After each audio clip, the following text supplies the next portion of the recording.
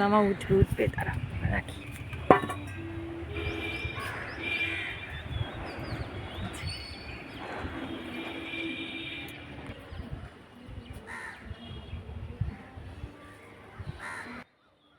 একটা ভালো থাকার ছোট্ট সহজ উপায় তোমাদের বলো বন্ধুরা, তোমরা মানবে?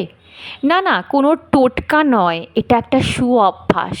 আমি বেশ কয়েক মাস ধরে না এটা মানার চেষ্টা করি, আর আমি যেটা মেনে ফল পাই, আমি চাই আমার বন্ধুরাও যেন তাতে ফল পায়। তবে হ্যাঁ, এই অভ্যাসটা কিন্তু আমার একদিনে গড়বে না। আমারও কিন্তু এখন মাঝে মাঝে মনটা একটু অস্থির হয়ে যায়, মাঝে মাঝে না মানার চেষ্টা করে, কিন্তু আমি এখন চেষ্টা করি শক্ত হাতে নিয়মটা মানার। তোমরাও চেষ্টা করে দেখতে পারো। সত্যি বলতে কি, আমরা না অন্যের সুখ দেখলে দেখবে কষ্ট পাই, অন্যের ভালো হলে হিংসা করি, কাউকে একটু সুন্দর দেখতে লাগলে মনে মনে জ্বলে যাই। সব সময় চেষ্টা করি মানুষের খুঁতগুলো, মানুষের নেগেটিভ জিনিসগুলোকে সবার সামনে তুলে ধরার।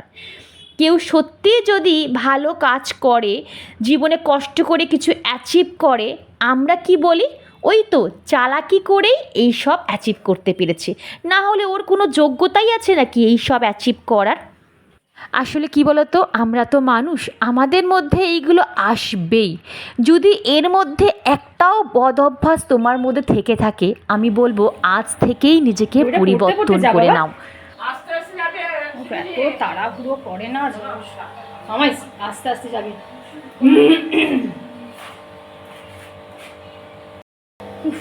তো তাড়াহুড়ো করে না, যা যায় কি বলবো।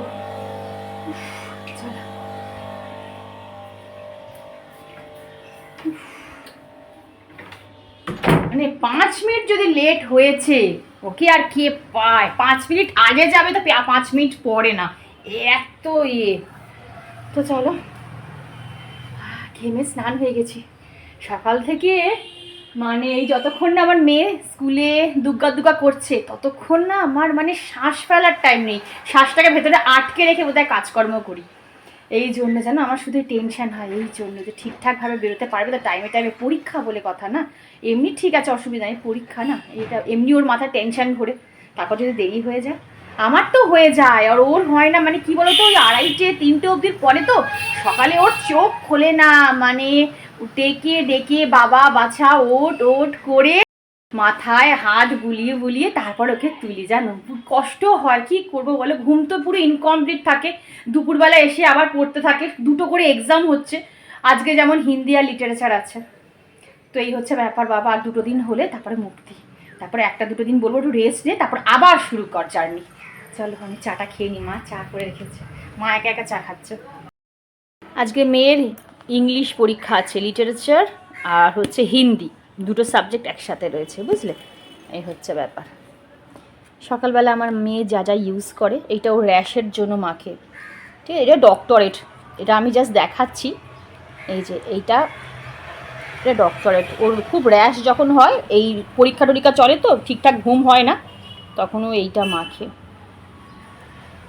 এই যে এটা তোমাদের দেখাচ্ছি, কিন্তু এটা ডক্টরেট, ঠিক আছে, তোমরা কিন্তু ফট করে কিনতে যাবে না এটা দেখে। আর এই তো টোনার, ডট অ্যান্ড কির টোনার, টোনারের এটা উঠিয়ে দিয়েছে, প্লাস্টিকটা উঠিয়ে দিয়েছে এই মেয়েটা না। আর এই ডট অ্যান্ড কির সানস্ক্রিনটা, যাদের অয়েলি স্কিন, প্রচণ্ড অয়েল সিক্রেশন হয়, ঘাম হয়, তারা ডট অ্যান্ড কির এই সানস্ক্রিনটা কিনবে। তারাও দেখিয়ে দিই, এই দেখো এইটা, ঠিক আছে, SPF 50, এইটা নিয়াসিনামাইড রয়েছে, তোমার কী বলে, স্যালিসাইলিক রয়েছে, ভালো, খুব ভালো। এটা তোমার ট্যান রিমুভ করবে, মুখে পিগমেন্টেশন, যেহেতু নিয়াসিনামাইড রয়েছে, পিগমেন্টেশন বা কোনো ফেকেলস রিমুভ করবে, ঠিক আছে। এই কোম্পানির আমাকে, আচ্ছা দাঁড়া একটু পরে বলছি এই ব্যাপারটা নিয়ে, দাঁড়াও।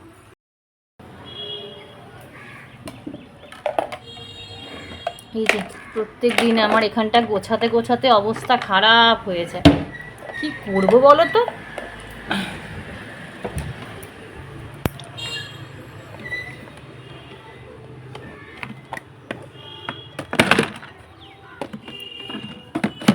এটা আর একটা সানস্ক্রিন,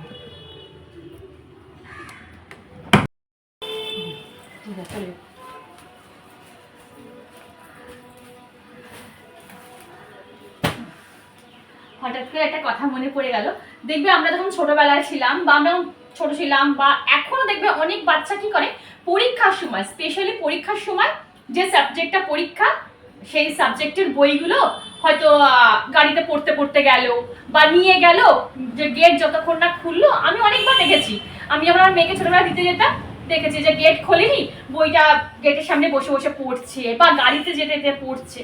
কিন্তু আমার মেয়ে আজও পর্যন্ত, সে ছোট্ট থেকে এখনো স্টিল নাও, ও কোনো দিনও বই নিয়ে যায় না। মানে যে পরীক্ষার সময় যে সাবজেক্টের পরীক্ষা, সেই সাবজেক্টের বইও নিয়ে যায় না। আমি বরং ওকে মাঝে মাঝে বলি, আরে নিয়ে যা না, একটু বইটা নিয়ে যা, একটু বাবার যখন বাইকে করে যাবি তখন পড়তে পড়তে যাবি, আবার বাবাকে দিবি, বাবা নিয়ে চলে আসবে। কোনো দিনও ও নিয়ে যায়নি। জানো আমাকে কি বলে বলো তো, যা পড়ে গেছি এনাফ, মাথার মধ্যে ঢুকিয়ে নিয়েছি, মস্তিষ্কে লক হয়ে গেছে, এরপর যদি আরো বেশি পড়ি তখন আমার মাথা পুরো খিচুড়ি পাকিয়ে যাবে, তখন আমি সব ভুলে যাবো। সুতরাং আমি যেটুকু পড়ে গেছি আমি সেইটুকুই লিখে আসবো, তোমাকে চিন্তা করতে হবে না। তো ওই কোনো দিনও আমার সেই মনে পড়ে গেল, আমি বইটা দেখে ভাবছি যে একটু বইটা তো নিয়ে যেতে পারতো, গাড়িতে যেতে যেতে পড়তো। আর গিস নিয়ে যাবে না, কোনো দিনও নিয়ে যাবে না।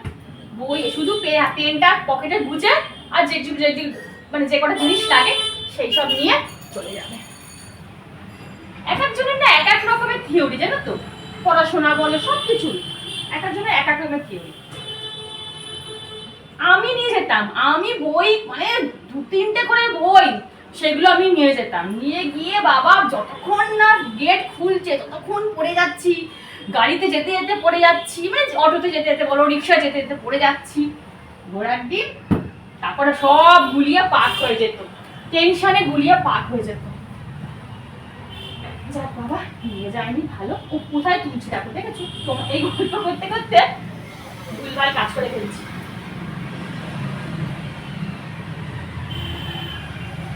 তোমরা আমাকে কমেন্ট করে বলবে, হ্যাঁ, যে তোমরা কি করতে, পরীক্ষার সময় বই নিয়ে যেতে না বই রেখে যেতে, প্লিজ কমেন্টে জানিও। হ্যাঁ, আমার খুব জানতে ইচ্ছা করে তোমাদের ছোটবেলার কথা, ভালো লাগে গো। যাক, অনেক কথা তোমাদের শেয়ার করে নিলাম। এইবারে আসি মোদ্দা কথা, মানে ভালো থাকার অভ্যাসের কথা, অভ্যাসের কথা। জানো তো বন্ধুরা, মানুষকে না অ্যাপ্রিসিয়েট করতে হবে, ভালো জিনিসটাকে আরও বেটার বলার চেষ্টা করতে হবে। ভালো যতটা না সে ভালো করেছে তার চেয়েও তাকে আরও বেশি ভালো বলতে হবে। কেউ কিছু কষ্ট করে অ্যাচিভ করলে তাকে আরও বেশি মোটিভেট করতে হবে। কাউকে সুন্দর দেখতে লাগলে তাকে আরও সুন্দর প্রশংসা করতে হবে, যাতে সে শান্তি পায়। প্রাণ খুলে মানুষের প্রশংসা করতে হবে। সারাদিনে চেষ্টা করবে একজন কি দুজনের প্রাণ খুলে প্রশংসা করার। এতে কি ফল হবে, এতে তোমার মানসিকতা কতটা পরিবর্তন হবে, সেটা তোমরা নিজেরাই আমাকে কমেন্ট বক্সে বলবে, আমি বলবো না। আর সর্বোপরি তোমার আশেপাশে মানুষগুলোকে পজিটিভ রাখার চেষ্টা করো, এত করে পজিটিভ কথা বলো তাদের সাথে, যাতে তাদের মধ্যে যদি 1%ও নেগেটিভিটি থাকে, যেন তোমার পজিটিভিটির ছোঁয়ায় তার মধ্যে থেকে সেটাও ফ্ল্যাশ আউট হয়ে যায়। কিছু মানুষ আছে দেখবে যে তোমার কোনো ভালো কাজে বা তোমার কোনো সাকসেসে সে তোমার সামনে এসে বলবে, আমি ভীষণ খুশি, তুই আরও এগিয়ে যা। কিন্তু দেখবে তার মনটা না জ্বলে পুড়ে খাক হয়ে আছে, সে কখনোই চাইবে না যে তুমি আরও দূরে এগিয়ে যাও। সেটা করলে হবে না, তোমাকে মন থেকে খুশি হতে হবে। এইবারে বলি, এইগুলো করে আলটিমেট কি তুমি পাবে, কি হবে জানো? তোমার ভেতরে থাকা যে অরা আছে সেটা ডেলি ক্লিন আপ হবে। হয়তো তোমরা অনেকেই অরা মানে কি সেটা জানো না। অরা হচ্ছে আমাদের মধ্যে, মানে আমাদের ভেতরে থাকা একটা ইতিবাচক পজিটিভ শক্তি, যেটা আমরা দেখতে পাই না কিন্তু সেটা আমরা ফিল করতে পারি। এটা আমাদের সবার মধ্যে থাকে। আর একটা কি ফল পাবে জানো? তুমি আরও বেশি সুন্দর হয়ে উঠবে, আরও বেশি পজিটিভ হয়ে উঠবে। সব সময় মনে রাখবে, তুমি ভেতর থেকে যত সুন্দর, যত ক্লিন থাকবে, সেই রিফ্লেক্টটা, সেই এফেক্টটা তোমার চোখ মুখ তোমার চেহারায় এসে পড়বে। তোমাকে লোকে বলতে বাধ্য হবে যে তুমি কি করছো, যে তুমি ডে বাই ডে এত জ্বলজ্বল করছো। বিশ্বাস না হয় একটু করে দেখতে পারো, এই বন্ধুটার কথা যদি বিশ্বাস হয় তো একবার করে দেখতে পারো যা যা আমি তোমাদের বললাম। তোমরা যেমন কমেন্ট বক্সে আমার ভরে ভরে কমেন্ট করো না যে শর্মিষ্ঠা তোমাকে আমার খুব ভালো লাগে, বা দিদিভাই তোমাকে আমরা খুব ভালোবাসি, ঠিক তেমনিও আমি কিন্তু তোমাদের খুব খুব ভালোবাসি। তোমরা তো আমাকে ডেলি চোখে দেখতে পারছো, আমি তো তোমাদের চোখে দেখতেও পাই না, তাও আমি তোমাদের ফিল করতে পারি। আমি চাই আমি যা যা করে আমি ভালো থাকি, ভালো রয়েছি, আমার প্রত্যেকটা বন্ধু, যে কটা বন্ধু আমাকে ডেলি দেখে তারা যেন প্রত্যেকে এই রকমই ভালো থাকে। আমি এটা মনে প্রাণে বিশ্বাস করি। আমার বাবা মা আমাকে এটাই শিখিয়েছে যে তোমার আশেপাশের যদি দুটো মানুষ ভালো থাকে তাহলে তুমিও ভালো থাকবে। তাই আমি তোমাদের ভালো রাখার প্রতিনিয়ত চেষ্টা করি। এই দেখো এখানে মা টিফিন করছে, আমি তো সবসময় দেখাতে পারি না কারণ ক্যামেরা আমার দিকেই ফোকাস থাকে। আমার মাও কিন্তু অনেক কাজ করে। এই দেখো মা কি করছো তুমি এখন? এই রুটি করলাম, আর এটা কি এবার করছো? বেগুন ভাজবো। হয়ে গেছে? বেগুন ভাজি। ও এই যে বেগুন ভাজছে মা। আর রুটি হয়ে গেছে? হ্যাঁ রুটি হয়ে গেছে, এই যে রুটি। এই যে দেখো, ঠিক আছে? মা টিফিনটা করে বলে সত্যি আমার খেতে মানে আমরা টিফিনটা খেতে পারি, না হলে সব কিছু করা সম্ভব না গো একার পক্ষে। চলো দেখিয়ে দিলাম। চলো, শরীর থেকে অনেক জল বেরিয়ে গেছে, এবার একটু জল খাই আস্তে আস্তে। হ্যাঁ দুটো।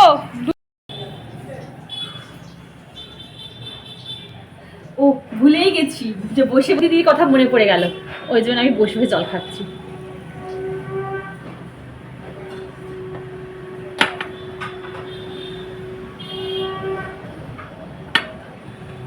নাও, সকাল থেকেই এখন বসলাম, বিশ্বাস করো। আর মা যদি টিফিনটা না করতো তাহলে আমাকে এখন আবার টিফিন করতে হতো। আসলে প্রত্যেকদিন রুটি খাওয়া হয় না, যদি কারণ এখন ওয়েদারটা মোটামুটি ঠান্ডা তো তাই টিফিন খাওয়া হচ্ছে, না হলে আমরা মুড়ি তরকারি খাই কি একটু ব্রেড দিয়ে আম দিয়ে, এখন তো আমের সিজন, আম খেয়ে নিলাম বা কলা দিয়ে ব্রেড দিয়ে খেয়ে নিলাম। বাইরের খাবার তো আমরা খাই না, বাইরের টিফিন তো আমরা খাই না, খুব খুব রেয়ার। কবে থেকে পেটাই পাওয়াটা খেতে ইচ্ছা করছে জানো, কবে থেকে হাজব্যান্ডকে বলছি যে এটা পেটাই পাওয়াটা বাইরে থেকে আনবে। তারপর যখন ও ফোন করে বলে যে কি গো পেটাই পাওয়াটা নিয়ে যাবো, তখন বলি না থাক, আনতে হবে না, আমি ঘরের খাবার খেয়ে নেবো। মানে এইরকম হয়ে গেছে গো, মানে বাইরের খাবার ছেড়ে দেওয়ার পর থেকে এমন হয়ে গেছে যখন বাইরের খাবার খেতেই আমার ইচ্ছা করে না, মনে হয় ঘরের ডাল ভাত ওটাই আমার কাছে তৃপ্তির খাওয়া, জানো। এই হয়ে গেছে ব্যাপার। গরম কমছে না, বৃষ্টি হচ্ছে ঠিকই কিন্তু একটা গুমসানি গরম রয়েছে, সেই গরমটা কমছে না, আর্দ্রতাটা খুব বেশি রয়েছে। চলো হয়ে গেছে, বসার রেস্ট কমপ্লিট। এবার বাজার তো নিয়ে এসেছে, চলো তোমাদের দেখাই কি বাজার এনেছে। আর যেদিন আমি এরকম ভয়েস দিতে দিতে ভিডিও করি আমার খুব ভালো লাগে জানো, মনে হয় আমি বোধহয় তোমাদের সাথে বোধহয় ডাইরেক্ট কথা বলছি, মানে এইরকম আমার ফিল হয়। আর যখন ভয়েস ওভার দিয়ে কথা বলি মানে ভিডিও করি তখন মনে হয় কি বলে তোমরা অনেকটা দূরে আমি অনেকটা দূরে, কিন্তু এই যে ক্যামেরার সামনে আমি ভয়েস দিচ্ছি মানে মানে কি বলবো অন ক্যামেরা ভয়েস দিচ্ছি, তখন মনে হচ্ছে যে না, যে আমার আশেপাশে বোধহয় আমার ওই উল্টো দিকে বোধহয় আমার বন্ধুরা আমাকে দেখছে, আমাকে ফিল করছে, এটা আমার খুব মনে হয় জানো। তোমরা প্লিজ আমায় কমেন্টে বলো তো যে আমি এই সামনে যে একদম ডাইরেক্ট এসে ক্যামেরার সামনে কথা বলছি এটা তোমাদের ভালো লাগে, না ভয়েস ওভার দিয়ে যে কথাগুলো বলি সেটা এই ভিডিওটা ভালো লাগে, প্লিজ আমায় কমেন্টে কিন্তু জানাবে। হ্যাঁ চলো, রান্নাঘরের অবস্থা বেহাল হয়ে আছে, কি দেখাবো বলো, রান্না করতে করতে ভিডিও। আগের দিন রাতে এই যে মাছের তেল এনেছিল, মাছের তেলটাকে ভালো করে ধুয়ে নুন হলুদ মাখিয়ে রেখেছি। আর এখানে মাছ ভাজা হয়ে গেছে, এখানে আলুগুলোকে একটু সেদ্ধ করে রেখেছি, ভাবছি রাতের জন্য ডিমের ঝোল করে রেখে দেবো। আচ্ছা, আর এখানে তোমার উচ্ছে বেগুন আলু দিয়ে মাছের তেলটা করব। আর এখানে বরবটিটা দিয়ে দেখছি মাছের ঝোল, এখনো মানে বুঝতে পারছি না যে মাছের ঝোলটা কি দিয়ে করব, বুঝলে। একটা আলু সেদ্ধ দিয়েছি আমি অলরেডি।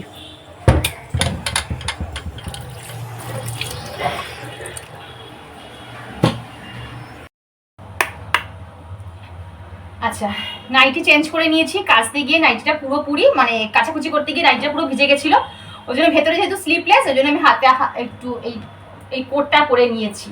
এই হচ্ছে ব্যাপার। আর যেটা বলার জন্য ভিডিওটা অন করলাম, তোমরা কে কে মাছের তেল খেতে ভালোবাসো অবশ্যই কমেন্টে জানিও। আগে প্রচুর পরিমাণে মাছের তেল খেতাম, মাছের তেল খেয়ে খেয়ে আমার গল ব্লাডার স্টোন হয়ে গেল, ফ্যাটি লিভার হয়ে গেল। কারণ মাছের তেলটা খুব বাজে একটা খাবার। যাদের ফ্যাটি লিভার থাকে তাদের তো খাওয়া উচিতও না, যাদের কোলেস্ট্রল থাকে তাদের খাওয়া উচিতও না। এই দুটো জিনিসই আমার রয়েছে, তো জন্য আমি খাই না। কিন্তু আমার হাজব্যান্ডের কি জানি না কি মুড হলো, ও মাছের তেল নিয়ে চলে এলো। আর আমি লোভ সামলাতে পারি না, অনেকদিন পর আজকে আমি মাছের তেল খাবো। ঠিক আছে চলো, তবে অল্প পরিমাণে খাবো, বেশি না, অল্প পরিমাণে খাবো। আমি যাই খাই অল্প পরিমাণে খাই। চলো, মাছের ঝোল হয়ে গেছে, ফুটে গেছে।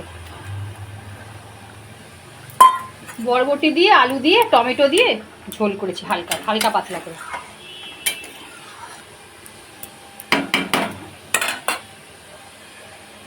এদিকে দেখো আমি পেঁয়াজটাকে আগে একটু ভেজে নিয়েছি, তারপরে না মাছের তেলগুলোকে একটু ভালো করে আমি ভেজে নেবো। ঠিক আছে, তারপরে আমি সবজিগুলোকে অ্যাড করব।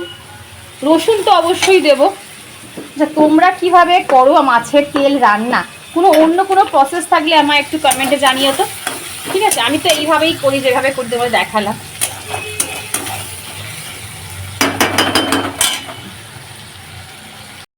দেখি হ্যাঁ কতটা হলো।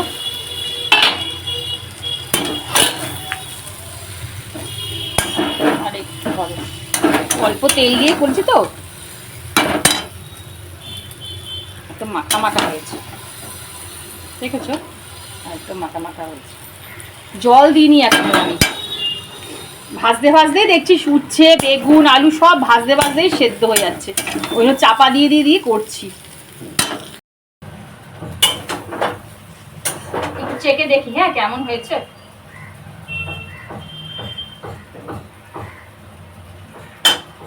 টেস্ট হয়েছে ভালো। আমি আগের দিন বলেছিলাম ব্লগে যে আমি না চেখে আমি নুনটা বুঝতে পারি না। কি অবস্থা মুখ চুকে, বাবা তেল গড়াচ্ছে যেন মুখ দিয়ে। তো যাই হোক, আমি তরকারিতে নুন না চেখে আমি নুনের স্বাদ বুঝতে পারি না। যখন আমার উপোস থাকে না, যখন আমি ধরো এইসব ভাত ফাত খাই না, যেদিকে উপোস থাকে, আমার খুব অসুবিধা হয় সেদিকে রান্না করতে।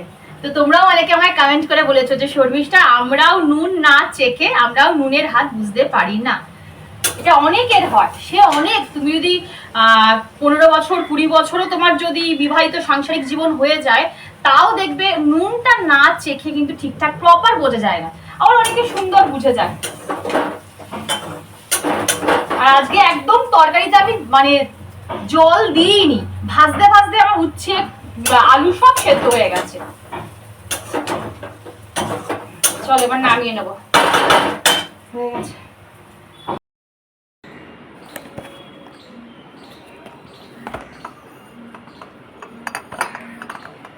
আজকের আমার এই ভিডিওটা অনেক মানুষের ভালো লাগতে পারে, মানে যারা আমাকে পছন্দ করে তাদের তো ভালো লাগবেই, আমি সেটা জানি।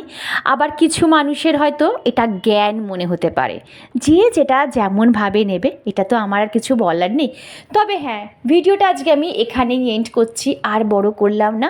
ভিডিওর কোনো অংশ বা আমার কোনো কথা যদি তোমাদের ভালো লাগে তো প্লিজ চ্যানেলটা সাবস্ক্রাইব করো, বন্ধু বান্ধব পরিবারের সবার সাথে এই ভিডিওটা শেয়ার করো, যাতে তারাও দেখতে পায়, তারাও যদি উপকারে তাদের আসে।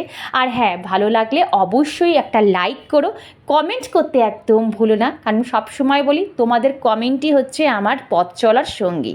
তো দেখা হচ্ছে নেক্সট ব্লগে, ততক্ষণ সবাই খুব খুব ভালো থেকো, টাটা, লাভ ইউ অল।